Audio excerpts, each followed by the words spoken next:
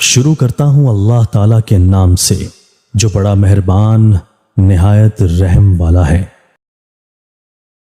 حضرت انس رضی اللہ تعالیٰ عنہ سے روایت ہے کہ رسول اللہ صلی اللہ علیہ وآلہ وسلم نے فرمایا کہ جس شخص کی نیت اور اس کا مقصد اصلی اپنی صحیح و عمل آخرت کی طلب ہو تو اللہ تعالیٰ انا قلبی اطمینان اور مخلوق کی نامحتاجی کی کیفیت اس کے دل کو نصیب فرما دیں گے اور اس کے پراگندہ حال کو درست فرما دیں گے،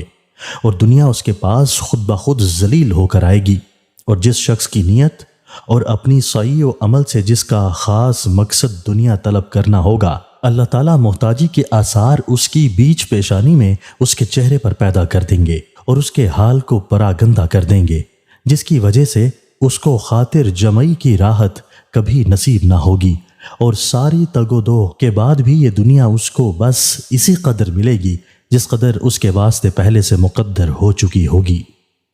تشریح مطلب یہ ہے کہ جو بندہ آخرت پر یقین رکھتے ہوئے آخرت کی فلاح ہی کو اپنا اصل مطلوب و مقصود بنا لیتا ہے تو اس کے ساتھ اللہ تعالیٰ کا معاملہ یہ ہوتا ہے کہ دنیا کے بارے میں اس کو قناعت نصیب فرما کر اس کے دل کو طمانینت اور جمیعت خاطر نصیب فرما دی جاتی ہے، اور دنیا میں سے جو کچھ اس کے لیے مقدر ہوتا ہے وہ کسی نہ کسی راستہ سے خود اس کے پاس آ جاتا ہے۔